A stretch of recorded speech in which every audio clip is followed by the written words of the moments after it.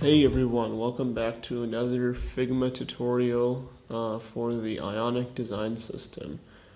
So today we're going to be continuing on our demo, and today I thought we could be, instead of me making up a page that doesn't really make that much logical sense, we can just pull a web page from the internet and try to replicate it in native Ionic and see what it comes out like. So what I have pulled up over here is the cart page of Nike. So first things first, let's pull up a new frame and let's just copy over this toolbar to get started. So now that we have this set up, let's get started from the top. So to start with, we have our title over here. I think this can be an ion item. This is kind of like spanning from here to here. And at the end, instead of a note, let's do with, let's get a full list item so that they're equal in size. I think we can turn the lines off for this. To select the lines, you basically just go in and select the label layer, and you'll find the border shadow right here basically. So the reason I used a shadow to create this border is so that when you grow or shrink this item, the border grows with it. Complicated reasons why, but basically to turn off the border or the lines of any item, you can just come over here and turn the border off. And there you go. If you ever need to add it back, you can just come over here, go to effects and select item and just get the item border back. So that's how you manipulate the border on ion items. And also I think we want this to be kind of like a text medium color. So let's pull this out. So it looks like there's like about 16 pixels of padding on either side here. So I'm just going to do something similar. So for the stroke, I'm going to use light shade. That looks like a pretty good match for this. And this should be some kind of like a warning color, I guess. Or, you know what, we'll make it our brand tertiary color. So when you set up your brand, you would have this kind of be your tertiary color. And below, we just need some other plain text. So, and now for the body text, we'll use something like body 1. From over here, and I think text medium here is going to be perfect. We can wrap this up to fit nicely within. I'm going to use auto layout on this member group basically just so that I don't have to manage the size of it myself. That's a good start there. Let's add some underline to these things. Ooh, can we not style text? That's rough. So since we can't style text, I'm just going to make these a slightly different color to make them stand out kind of a little bit like that. For the next thing, I think we should just use an ion item inside of a frame here too, and pull out an item. Let's make it fit here.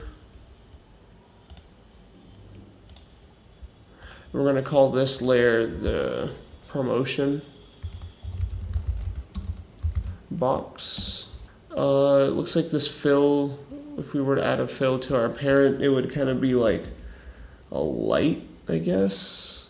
Just so we can manage the background color of this box from the promotion frame, I'm just going to go through the ion item and make all the layers transparent, or basically just get rid of the fill from all of them.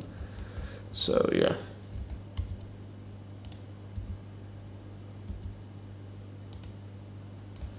Ooh. Okay, so it looks like we can't get rid of the fill from this part of the item, because then, oh wait, no, we don't need the line anyway. Okay, so let's get rid of the item border and let's get rid of the fill there. And it looks like there's no more fill. So now if we go up here and add a fill of light, there we go, perfect. This item, we don't want anything.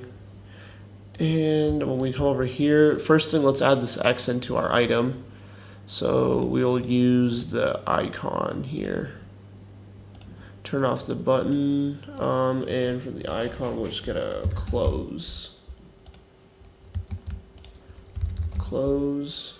Also, it looks like this item has, well, let's wait and see if we need to add that padding around it first. And let's add some secondary text to this thing. Okay, so whenever you run into this issue of the text wrapping, just come over here and set the resizing to auto width, basically, so it grows with whatever text you have. The next issue we're running into is that the item is clipping outside of the box, so let's just add some auto layout to the parent. And now we got something that looks pretty similar to this, I'd say. Okay, so it looks like we got these two boxes looking pretty good. Next we should go down to this section. So this is the product listing section. The way I'm looking at this is I'm seeing an item right here. Then I'm seeing this kind of looks like some bad wrapping because it says size here and then it has the selector over here. So it looks like this should actually be over here. So we can use an ion select for that, I think. And for our quantity, I think we'll make that a select type of item too, just to keep it consistent with the size thing. Because I think that should be quantity and then the select should be over here. So let's get started with that. Let's open up a new frame. Let's make sure it's the right size. There we go.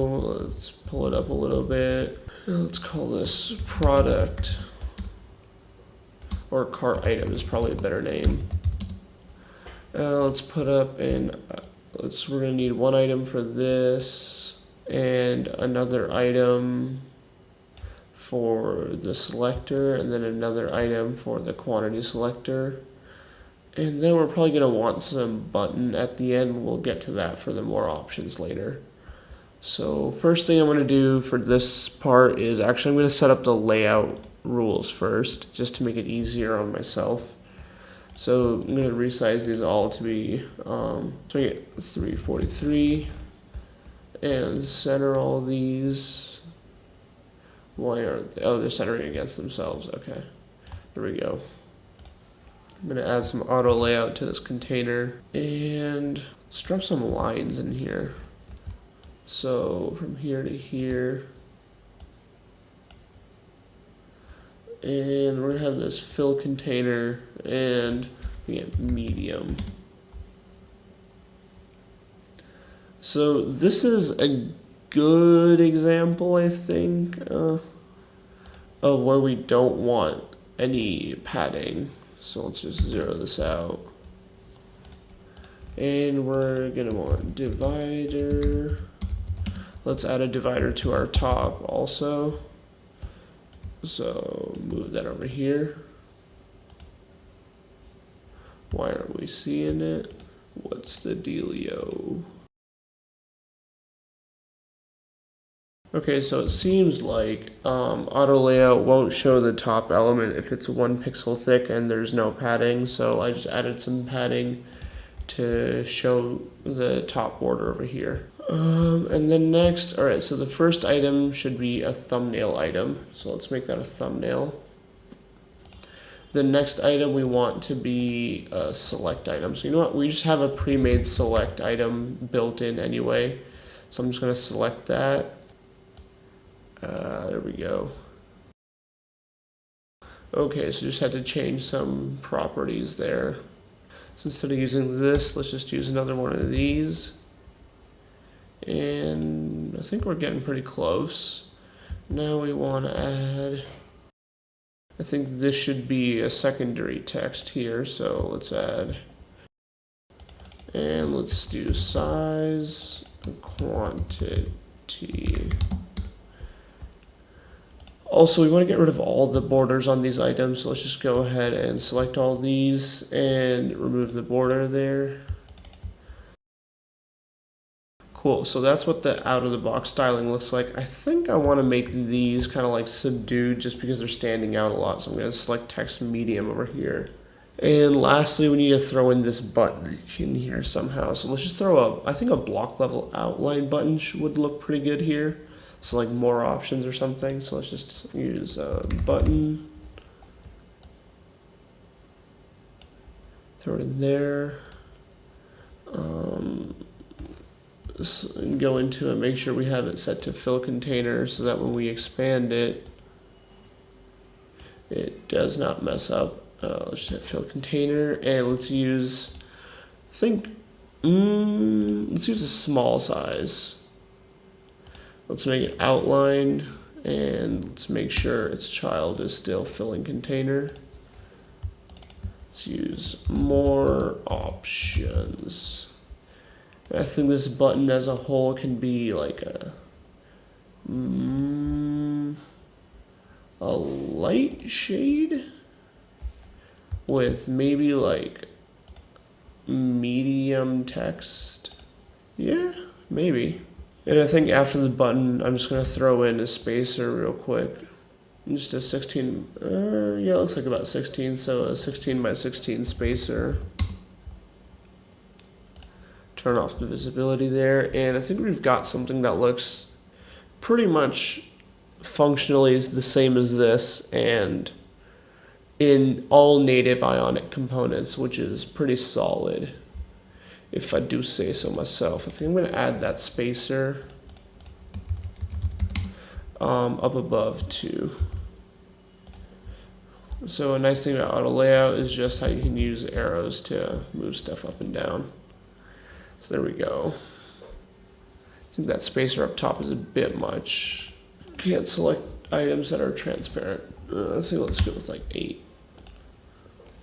Alright, that looks like something we want. Alright, I'm going to cover the second half of this later because this has already become kind of a long episode, I think, and this is kind of boring. I think this is mostly just going to be like a bunch of ion items with an accordion over here. And yeah, that's pretty much it. We can add our product carousel for this. So I'm going to call it a wrap on that mostly, and then maybe I'll come back and finish this part of it. But for now, just to make this kind of feature complete, for one, let's name our frame. So bag, and let's add a proceed to checkout button. So center it, boom, kind of like right there.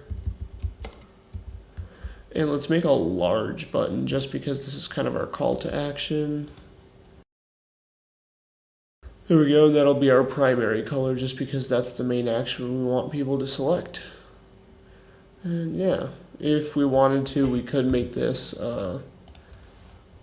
whatchamacallit, a full width button. Just go in here, do that. That could be an option. Put this down here, have another one of these.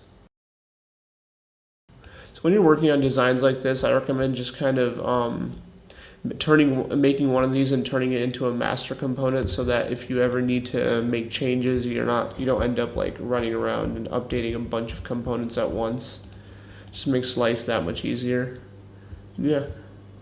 So that's kind of the first half of the Nike page right there. Hopefully that helps you in understanding how the design system can be used to quickly work out these designs without having to go in and move stuff pixel by pixel a little more, and just more of just filling in slots that then your developers can use really easily. Alright, hopefully you enjoyed that. Thanks for watching, and bye-bye.